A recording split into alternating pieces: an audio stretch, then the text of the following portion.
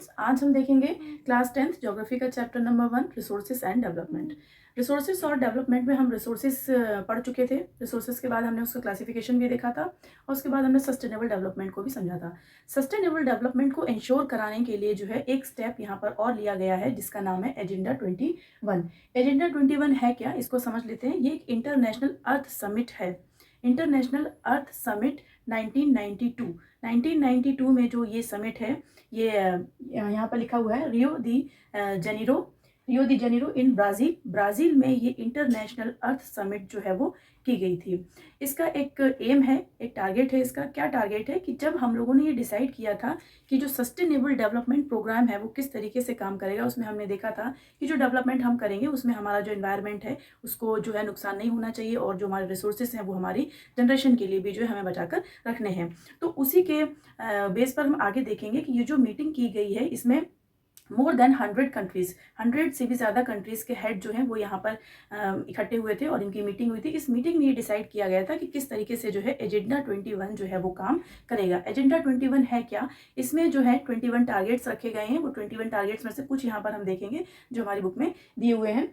तो इसमें देख लेते हैं। इंटरनेशनल अर्थ समिट जून 1992 में हुई थी। कहाँ पर हुई थी? रियो दी जेनेरो इन ब्राज़ील में ये जगह है, वहाँ पर ये इंटरनेशनल अर्थ समिट हुई थी। इसको अर्थ समिट नाम से भी जानते हैं या फिर रियो दी जेनेरो से भी समझ सकते हैं। More than 100 heads of states met in, इसमें 100 से भी ज़्यादा कंट्री के जो लीडर्स हैं वो यहाँ पर इनकी मीटिंग हुई थी और इस मीटिंग में इन्होंने क्या डिसाइड किया है? Adopt agenda 21। एजेंडा 21 को यहाँ पर अडॉप्ट किया गया है टू अचीव। ये किस लिए किया गया agenda 21? To achieve global sustainable development. Global sustainable development, जैसा कि हमने पढ़ा था अपने चैप्टर में कि सस्टेनेबल डेवलपमेंट जो है वो ज़रूरी है, लेकिन क्या सस्टेनेबल डेवलपमेंट हम सिर्फ अपने ही कंट्री तक उसको सीमित रखेंगे? ऐसा नहीं है। ये डेवलपमेंट का प्रोसेस ऐसा है कि एक कंट्री से दूसरे कंट्री, यानी इसको पूरे वर्ल्ड लेवल पे किया जाता है। तो जब वर्ल्ड लेवल पे हम कोई डेवलपमेंट कर रहे हैं किसी भी तरीके का, तो उसको एक कंट्री से दूसरी कंट्री के जो लीडर्स हैं वो सब साथ में बैठकर जब मीटिंग करेंगे तो वो प्रोसेस आगे बढ़ पाएगा, यानी एक कंट्री तक ही ये सीमित नहीं है। Global sustainable development and to combat environmental damage. Combat यहाँ पर किसी भी चीज़ को कम करना या ख़त्म करना है। तो यहाँ पर यही है कि इसका टारगेट क्या है? Global sustainable development. हमें ग्लोबल लेवल पर जो है सस्टेनेबल डेवलपमेंट करना है। और दूसरा कॉम्बैट एनवायरमेंटल डैमेज। जो हमारा एनवायर है उसको, जो भी उसमें डैमेजिंग हो रही है, हमारे एनवायरमेंट में जो भी चीज़ें खराब हम कर रहे हैं, जिनको नुकसान पहुँचा रहे हैं, यानी उस चीज़ को हमें कम करना है। दूसरा है पॉवर्टी एंड डिजीज़, और जो हमारे वर्ल्ड लेवल पर जो गरीबी है और जो डिजीजेज हैं उनको भी हमें यहाँ पर कम करना है या ख़त्म करना है पूरी तरीके से। तो ये जो है एजेंडा 21 में इस टारगेट को हमने यहाँ पर रखा है। अगला है, इसी से दिया गया है कि एजेंडा 21 है क्या। ये तो हमने समझा कि जो मीटिंग हुई थी ब्राज़ील में, उस मीटिंग में जो हेड्स इकट्ठे हुए थे, उन हेड ने जो यहाँ पर जो आपस में डिस्कशन किया है, डिस्कशन के बाद का जो रिजल्ट निकल के आया है वो है एजेंडा 21। एजेंडा 21 को यहाँ पे अडॉप्ट किया गया और उसमें ये जो 2-3 चीज़ें हमने देखी, इनको जो है यहाँ पर मेन मोटिव रखा गया है कि हमें टारगेट अचीव करना है ग्लोबल सस्टेनेबल डेवलपमेंट का, और यहाँ पर इन चीज़ों को हमें ख़त्म करना है कि जो एनवायरमेंटल डैमेज है, डिजीज़ है, पॉवर्टी, इन चीज़ों को पूरी तरीके से ख़त्म करना है। तो इसी से लेकर जुड़ा हुआ हमारा ये है एजेंडा 21। इसको देखते हैं इसका एम है क्या। ये तो डिस्कशन था, मीटिंग वहाँ पे हुई तो हमने ये क्लियर कर लिया। अब एजेंडा 21 है वो काम कैसे करेगा, है क्या ये? इट्स एम टू अचीव, इसका जो एम है वही सेम है, सस्टेनेबल डेवलपमेंट। सस्टेनेबल डेवलपमेंट हमें करना है और it is an agenda to combat environmental. ये एक एजेंडा है। कैसा एजेंडा है? इसमें हमें जो हमारे ग्लोबल लेवल पे जो भी हम एनवायरनमेंट को डैमेज करते हैं उसको हमें कम करना है, पॉवर्टी को और डिजीज़ को, इन चीज़ों को हमें ख़त्म करना है। ये एजेंडा 21 का एम है। ये हमारा वेरी शॉर्ट में पूछ लिया जाता है, जैसे एजेंडा 21 का एम क्या है, या फिर हमने इसको अडॉप्ट ही क्यों किया है। तो ये इसमें से शॉर्ट में क्वेश्चन बनते हैं। एक और इम्पॉर्टेंट ऑब्जेक्टिव यहाँ पर है, one major objective of the agenda 21। Agenda 21 का एक मेजर ऑब्जेक्टिव है, वो क्या है कि इस एजेंडा को हमें every local government should draw.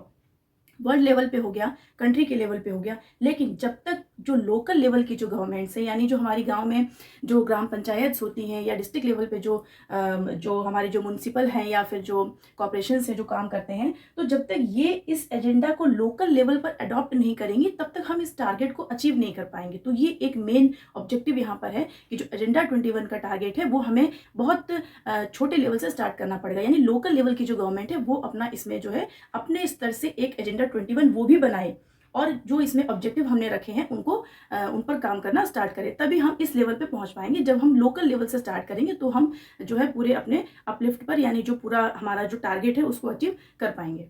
Next topic हमारा है रिसोर्स प्लानिंग इन इंडिया।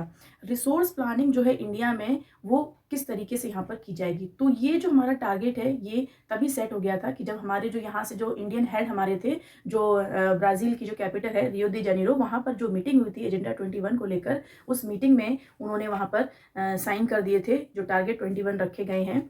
जो 21 वहाँ पर एजेंडा है उस पर जो सहमति हुई है, वहाँ पर इंडिया से जो हेड गए थे उन्होंने भी साइन कर दिए। अब साइन करने के बाद जब वो वापस आए हैं तो अब यहाँ पर उनको उस चीज़ को इम्प्लीमेंट करना है कि किस तरीके से जो है यहाँ पर हम सस्टेनेबल डेवलपमेंट के साथ जो है वो इंडिया में एनवायरनमेंट डेवलपमेंट को लेकर किस तरीके से आगे काम करेंगे। तो ये चीज़ हम इसमें देखेंगे। ये इम्प्लीमेंट करना, रिसोर्स प्लानिंग को जो है यहाँ पर इम्प्लीमेंट करने का जो प्रोसेस है बहुत ही कॉम्प्लेक्स प्रोसेस है। तो इसमें देखेंगे कि किस तरीके से कुछ स्टेप्स यहाँ पर दिए हुए हैं। पहला हमारा है identification and inventory of resources. तो सबसे पहला स्टेप ये रहता है कि रिसोर्सेज को हम आइडेंटिफाई कर लें कि कहाँ पर किस रीजन में कौन सा रिसोर्स पाया जाता है, ये जानना बहुत ज़रूरी है। दूसरा दिया है इवॉल्विंग एंड प्लानिंग स्ट्रक्चर। अब इसके लिए सबसे पहले हमें क्या करना पड़ेगा, एक ऐसा इंफ्रास्ट्रक्चर तैयार करना पड़ेगा जिससे कि हम मतलब पूरी एक प्लानिंग करनी पड़ेगी। पहले हमने पता कर लिया कि यहाँ पर ये रिसोर्स है, उसके बाद अब उस रिसोर्स को हमें निकालना कैसे है, तो उसके लिए पूरी प्रॉपर प्लानिंग जो है वो करनी पड़ेगी। नेक्स्ट है matching the resource development plan with national development plan. इस चीज़ को बहुत ध्यान में रखना है कि जो हम रिसोर्स डेवलपमेंट प्लान जो हमारा है कि रिसोर्सेज को हमें डेवलपमेंट करना है, उस चीज़ को हमें अपने नेशनल डेवलपमेंट प्लान के साथ मैच करके काम करना है। दोनों में जो है वो मैचिंग होनी चाहिए। ये नहीं कि हम रिसोर्सेज को लगातार निकालते जा रहे हैं और जो है अपने जो हमारे नेशनल डेवलपमेंट प्लान को है उसको साइड में कर दिया। तो दोनों प्लानिंग को जो हमें साथ में लेकर काम करना है। नेक्स्ट है first 5 year plan launch after independence. सबसे पहला जो 5 ईयर प्लान था वो हमारे इंडिपेंडेंस के बाद लॉन्च किया गया था। वो इसी चीज़ को लेकर था कि जो रिसोर्स की जो डेवलपमेंट है, जो रिसोर्स प्लानिंग है, उसको इस फर्स्ट 5 ईयर प्लान में रखा गया है कि हमें अपनी कंट्री के लिए रिसोर्स प्लानिंग किस तरीके से करनी है। नेक्स्ट है Indian resource development depend on. जो इंडिया का जो रिसोर्स डेवलपमेंट है वो किसके ऊपर डिपेंड है, मेन तरीके से जो टेक्नोलॉजी हमारे पास है उस टेक्नोलॉजी के ऊपर डिपेंड करता है कि हमारी टेक्नोलॉजी जो है वो कितनी एडवांस है, कितनी अच्छी है, इस चीज़ के ऊपर डिपेंड करता है। दूसरा है क्वालिटी ऑफ ह्यूमन रिसोर्स। यहाँ पर जो ह्यूमन रिसोर्स है उनकी क्वालिटी क्या है, कितनी स्किल्ड है, कितने ट्रेंड है वो। तो ये दो है, एक तो टेक्नोलॉजी हमारे पास अच्छी होनी चाहिए, दूसरा जो हमारा ह्यूमन रिसोर्स है वो बहुत अच्छा होना चाहिए। तीसरा हमारा दिया हिस्टोरिकल एक्सपीरियंस ऑफ पीपल। जो यहाँ के लोग हैं उनका हिस्टोरिकल एक्सपीरियंस क्या कहता है, ये भी इसी में इंक्लूड है। तो इस तरीके से हमने ये देखा कि किस तरीके से हमारा एजेंडा 21 हुआ। एजेंडा 21 के बाद जो है हमने यहाँ पर अपनी कंट्री में जो है रिसोर्स प्लानिंग को किस तरीके से इंप्लीमेंट किया, तो ये हमने इसमें पॉइंट्स देखे। नेक्स्ट फाइनल हमारा है कंजर्वेशन ऑफ रिसोर्सेज। रिसोर्स को जो है कंजर्व करके रखना क्यों ज़रूरी है, ये तो सबसे इंपॉर्टेंट है। रिसोर्स को अगर हम कंजर्व करके नहीं रखेंगे तो आगे का जो हमारा जो प्रोग्रेसिव जो वर्क होता है वो हो ही नहीं पाएगा। तो पहला पॉइंट हमारा यही है, resources are vital for any developmental activity. किसी भी डेवलपमेंटल एक्टिविटी के लिए जो रिसोर्स हैं वो सबसे इंपॉर्टेंट रोल प्ले करते हैं। अगर हम रिसोर्सेज ही खत्म कर देंगे तो फिर आगे का जो हमारा डेवलपमेंट का प्रोसेस है वो हो ही नहीं पाएगा, क्योंकि डेवलपमेंट के प्रोसेस में रिसोर्सेज की ही हेल्प हम लेते हैं। तो जब रिसोर्सेज ही खत्म हो जाएंगे तो आगे का जो हमारा जो वर्क है वो रुक जाएगा। सेकंड है इरेशनल कंजम्पशन। इरेशनल कंजम्पशन यानी जब कोई किसी चीज़ को ज़्यादा यूज़ कर रहा है रिसोर्सेज को और कुछ लोगों को रिसोर्सेज बिल्कुल नहीं मिल पा रहे हैं, एक तरीके से अनइवनली डिस्ट्रीब्यूशन होता है रिसोर्सेज का। ओवर यूटिलाइजेशन, इसको हम उस वाले पॉइंट से कनेक्ट कर सकते हैं जो हमने पढ़ा था कि सोसाइटी हमारी जो है वो हैव्स और हैव्स नॉट में जो है टर्न हो रही है रिच और पुअर में। यानी जिसके पास जो है कोई तो रिसोर्स को बहुत ज़्यादा अपने पास इकट्ठा करके रख ले रहा है, स्टॉक करके रख ले रहा है, किसी को रिसोर्सेज बिल्कुल नहीं मिल रहे हैं। तो वही है यहाँ पर। तो इस तरीके की अगर प्रॉब्लम क्रिएट होती है तो उससे जो हमारा एनवायरमेंट है वो कहीं ना कहीं जो है वो उसका डिप्लीशन होता है। और सोशियो इकोनॉमिक का उसी से कनेक्शन है हैव्स और हैव नॉट के साथ। थर्ड पॉइंट हमारा है most of the resources are non renewable. कई सारे रिसोर्सेज हमारे हैं जो नॉन रिन्यूएबल की कैटेगरी में आते हैं। कोल है, पेट्रोलियम है, तो इनको जो है बनने में मिलियंस ईयर्स लग जाते हैं। तो एक बार अगर ये खत्म हो गए तो दोबारा से इनको रिक्रिएट करना बहुत मुश्किल होता है, क्योंकि मिलियंस ईयर्स का प्रोसेस होता है तब जाकर ये बन पाते हैं। नेक्स्ट पॉइंट हमारा है available resources are available only in limited quantity. Resources हमारे जो हैं वो लिमिटेड क्वांटिटी में है। तो इसीलिए जब भी रिसोर्सेज का हम यूज़ करें तो इस चीज़ को ध्यान में रखें कि ये जो सारे पॉइंट्स हमने पढ़े हैं, अगर हम इसी तरीके से रिसोर्सेज को यूज़ करते रहे जैसे आज कर रहे हैं, अगर हमने इनको कंजर्व करके नहीं रखा तो इन फ्यूचर जो है बहुत सारी प्रॉब्लम्स क्रिएट हो सकती हैं। तो सस्टेनेबल डेवलपमेंट को ध्यान में रखते हुए हमें रिसोर्स प्लानिंग करनी चाहिए और रिसोर्सेज को कंजर्व करके रखना चाहिए। नेक्स्ट हमारा है लैंड रिसोर्स। अभी तक हमने रिसोर्स देख लिया, क्लासिफिकेशन देखा, सस्टेनेबल डेवलपमेंट देखा और इंटरनेशनल अर्थ समिट देखी, कंजर्वेशन ऑफ रिसोर्सेज देखा। अब हमारा है सबसे इम्पॉर्टेंट जो हमारा नेचुरल रिसोर्स है लैंड रिसोर्स, इसके बारे में देखते हैं। लैंड रिसोर्स में यहाँ पर कुछ इंपॉर्टेंट पॉइंट्स हैं। पहला दिया है हमारा जो लैंड रिसोर्स है वो इम्पोर्टेंस ऑफ लैंड देख लेते हैं क्या क्या दिया है। All economic activities on land. सभी को पता है कि लैंड रिसोर्स ऐसा रिसोर्स है, जितनी भी हमारी इकोनॉमिक एक्टिविटीज़ होती हैं वो सब लैंड पर ही होती हैं, ज़मीन पर ही होती हैं। चाहे प्राइमरी एक्टिविटी देख लो, चाहे टर्शरी देख लो, चाहे सेकेंडरी देख लो, सब हमारी जो है वो लैंड पर ही होती हैं। फिर नेक्स्ट है natural resource supporting all type of. ये जो लैंड रिसोर्स हमारा एक ऐसा नेचुरल रिसोर्स है, जितनी भी दूसरे टाइप के जो सिस्टम्स हैं, ट्रांसपोर्ट सिस्टम है, कम्युनिकेशन सिस्टम है, एग्रीकल्चर है, जो भी हमारी जितनी भी एक्टिविटीज़ रहती हैं वो सारी की सारी हमारी इस लैंड पर ही होती है। ये जो हमारा नेचुरल रिसोर्स है लैंड, ये हमें बाकी की जो हमारी एक्टिविटीज़ हैं उसमें सब में सपोर्ट करता है। ये हमारा एक बहुत ही इंपॉर्टेंट एसेट है, बहुत ही वैल्यूएबल थिंग है हमारी।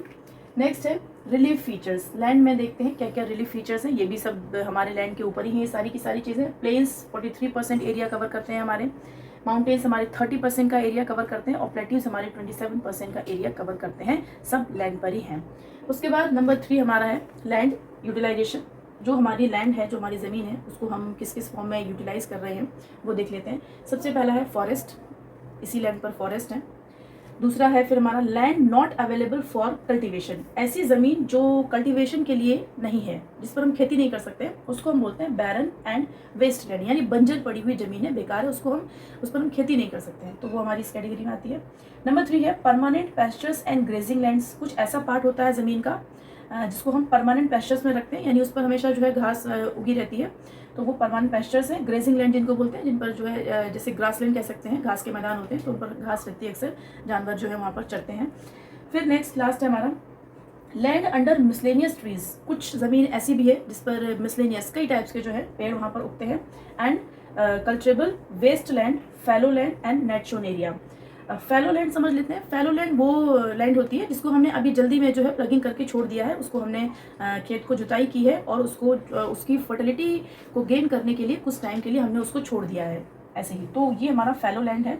और नेट शोन एरिया का मतलब है कि वो एक्चुअली पार्ट लैंड का जिस पर हमने अभी कल्टीवेशन किया है, कोई भी फसल हमने उस पर उगाई है, उतना वो एरिया है, वो नेट शोन एरिया में आता है, जिसको हमने जो है प्लगिंग करके छोड़ दिया है। अब हम देखेंगे इसमें लैंड रिसोर्स का ही पार्ट है। लैंड डिग्रेडेशन पहले समझेंगे कि किस तरीके से जो हमारी जो लैंड है वो एक तरीके से डिप्लीट होती है, बर्बाद होती है, और दूसरा हमारा है इसको हम कैसे कंजर्व कर सकते हैं। तो इसमें देख लेते हैं, पहले डिग्रेडेशन को पढ़ लेते हैं। लैंड जो है, इसमें लैंड डिग्रेडेशन में सिर्फ ह्यूमन एक्टिविटीज़ ही नहीं रोल प्ले करती हैं, इसमें जो है कुछ नेचुरल फोर्सेस भी ऐसे होते हैं जिसकी वजह से हमारी जो लैंड है वो डिग्रेड होती है, खराब होती है। फॉर एग्जाम्पल देख सकते हैं, जैसे ह्यूमन एक्टिविटीज़ में तो मालूम ही हम लोग क्या करते हैं, लगातार पेड़ों को काटते रहते हैं, लगाते नहीं हैं। ऐसे ही नेचुरल फोर्सेस में हम देख सकते हैं कि नेचुरल फोर्सेस में जैसे कहीं पे बाढ़ आ जाती है, सूखा पड़ जाता है, तो इस तरीके से भी हमारी जो लैंड होती है वो डिग्रेड हो जाती है।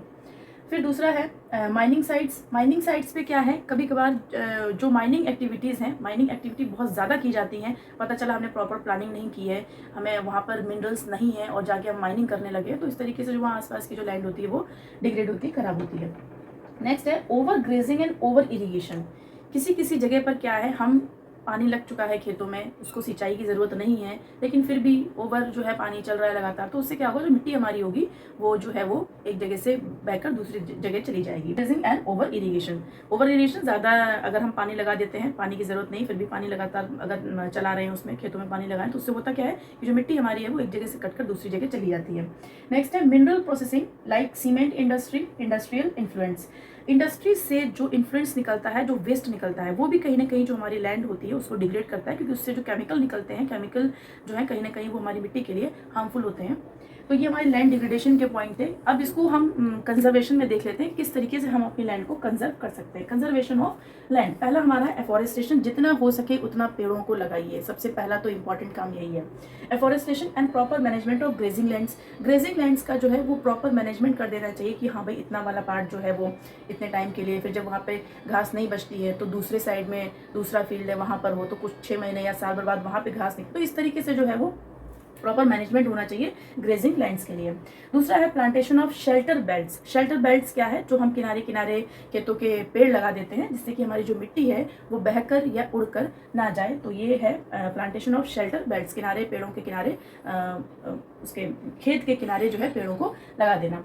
फिर है कंट्रोल ऑन ओवर ग्रेजिंग, वही पॉइंट्स है, जहाँ पर भी ओवर ग्रेजिंग हो रही है वहाँ पर उस चीज़ को थोड़ा कम किया जाए, रोका जाए।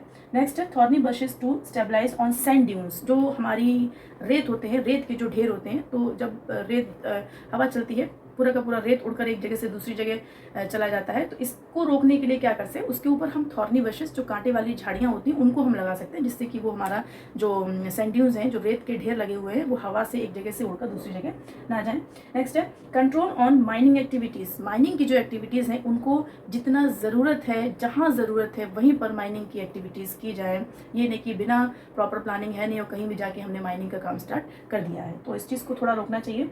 नेक्स्ट है proper discharge of industrial influence. Industries से जो वेस्ट निकलता है, जो केमिकल इन्फ्लुएंस निकलते हैं, उसको थोड़ा सा कंट्रोल करना चाहिए, जिससे कि हमारा जो आसपास का जो लैंड है या जो वाटर है वो हमारा डैमेज ना हो। तो आई थिंक ये सारी चीज़ें क्लियर हो गई होंगी। लैंड रिसोर्सेज को बहुत अच्छे से हमने पढ़ लिया। अब इससे जो क्वेश्चन बनते हैं वो क्वेश्चन देख लेते हैं। तो जितने भी टॉपिक हमने पढ़े उनसे रिलेटेड क्वेश्चन क्या बनते हैं वो देख लेते हैं, क्योंकि कंक्लूजन निकालना ज़रूरी है कि जो हमने पढ़ा है तो उससे क्वेश्चन क्या बन रहे हैं। पहला हम लोगों ने रिसोर्स प्लानिंग से जो सीखा, उसमें क्वेश्चन ये है, describe the different steps of resource planning. Resource planning in India हमने देखा था, उसमें किस तरीके के जो हमारे स्टेप्स थे वो इसमें लिखने हैं, आइडेंटिफिकेशन वाला, इवॉल्विंग वाला, ये पॉइंट्स इसमें आ जाएंगे। नेक्स्ट है describe the need of resources for human survival. Human survival के लिए यहाँ पर जो है जो रिसोर्सेज की नीड क्या है उसको डिस्क्राइब करना है हमें। नेक्स्ट क्वेश्चन हमारा है describe the importance of judicious uses of resources. इसमें जो रिसोर्सेज हमारे हैं उनकी क्या इंपॉर्टेंस है, उनको किस तरीके से हमें यूज़ करना चाहिए। नेक्स्ट है what are the causes of land degradation. Land degradation के क्या कारण हैं and what are the ways to solve this problems, और इस प्रॉब्लम को हम कैसे सॉल्व कर सकते हैं, तो वो हमारा कंजर्वेशन वाले जो पॉइंट्स हैं वो इसमें आ जाएंगे। तो ये तो सारे पॉइंट्स हमने क्लियर कर लिए। अगर कोई डाउट किसी को होता है तो वो कमेंट सेक्शन में आकर पूछ सकता है। Thank you.